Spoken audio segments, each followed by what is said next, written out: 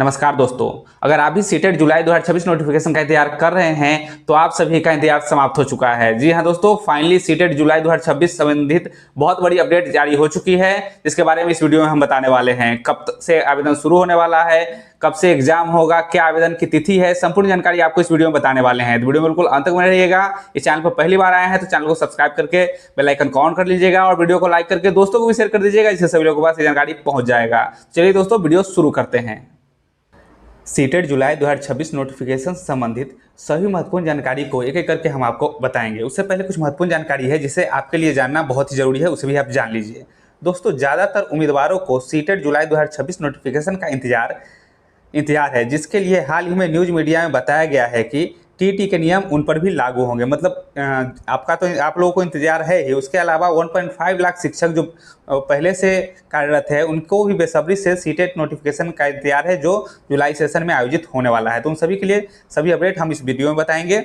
आखिर क्या उन लोगों पर मतलब कि असर पड़ने वाला है, क्या परेशानियां होने वाले हैं। अगर आप शिक्षक हैं तो आपके लिए यह जानना बहुत ज़रूरी हो जाता है। तो 1.5 लाख शिक्षकों पर आखिर कौन सी परेशानी होने वाली है, तो यहाँ बता दें, हाल ही के दिनों में शिक्षकों के लिए न्यूज मीडिया के माध्यम से एक बड़ी अपडेट आई है। अपडेट के अनुसार 1.5 लाख से अधिक शिक्षकों को नौकरी बचाने के लिए निर्धारित समय के अंतराल के अंदर टीईटी परीक्षा पास करने होंगे। अगर आप पहले से शिक्षक हैं तो आपके लिए और भी यह महत्वपूर्ण हो जाता है, और अगर आप भविष्य में शिक्षक बनना चाहते हैं तो आपके लिए सीटेट परीक्षा पास करना जरूरी और अनिवार्य ही है।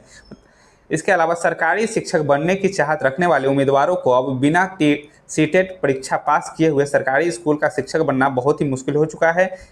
उम्मीदवार बिना सीटेट पास किए केंद्रीय विद्यालय, केवीएस या एनवीएस और राज्य के द्वारा जारी होने वाले शिक्षकों की भर्ती में शामिल नहीं हो पाएंगे। इसके लिए उम्मीदवारों को समय रहते अपनी तैयारी बेहतर करनी होगी। मतलब इसके अलावा आप स्टेट में भी जो भर्ती आ रही है उसमें भी सीटेट मांगा जा रहा है, तो इसलिए आपको तैयारी बेहतर करने होंगे। तो आखिर अब आपके मन में सवाल होगा कि सीटेट जुलाई 2026 का नोटिफिकेशन कब आ रहा है, आवेदन कब से शुरू होगा। क्योंकि अगर आप इससे पहले जो परीक्षा हुआ था उसमें किसी कारण से छूट गए थे, का 2 नंबर कम थे या फर्स्ट टाइम ही है, तो आपको के पास जल्दी होगा कि जल्दी हम एग्जाम दे ले, सीटेट क्वालिफाई कर ले, जिससे आगे वाली भर्ती में हम शामिल हो सके। तो केंद्रीय माध्यमिक शिक्षा बोर्ड के द्वारा पिछले कुछ वर्षों से सीटेट परीक्षा का आयोजन वर्ष में 2 बार कराया जा रहा था, लेकिन पिछले वर्ष से 1 वर्ष बाद कराया गया। मतलब लगातार 1 वर्ष में 2 बार कराया जा रहा था, लेकिन जो पिछला परीक्षा हुआ है साल भर बाद हुआ है। इस कारण से कैंडिडेट में यह है कि कहीं साल भर बाद होगा तो उनका छूट जाएगा, ये मन में उनके घूम रहा है। तो जिस कारण से उम्मीदवारों में सीटेट नोटिफिकेशन को लेकर ज़्यादा उत्सुकता बनी हुई है। सीटेट परीक्षा वर्ष में 2 बार, यानी कि एक परीक्षा वर्ष के मध्य में जुलाई से अगस्त के बीच में आयोजित होता है, और दूसरा जो है साल के अंत में दिसंबर से फरवरी में आयोजित किया जाता है। सीबीएसई बोर्ड सीटेट जुलाई 2026 नोटिफिकेशन अप्रैल महीने के अंतिम सप्ताह में या मई 2026 के पहले सप्ताह में जारी कर सकता है। नोटिफिकेशन जारी होते ही उम्मीदवारों को आवेदन करने की समय सीमा बताई जाएगी। आमतौर पर आवेदन करने के लिए उम्मीदवारों को 1 महीने का समय दिया जाता है, कभी कभी कम भी रहता है, 1 महीने का दिया जाता है, कभी कोई दिक्कत आता है तो समय सीमा भी बढ़ाई जाती है।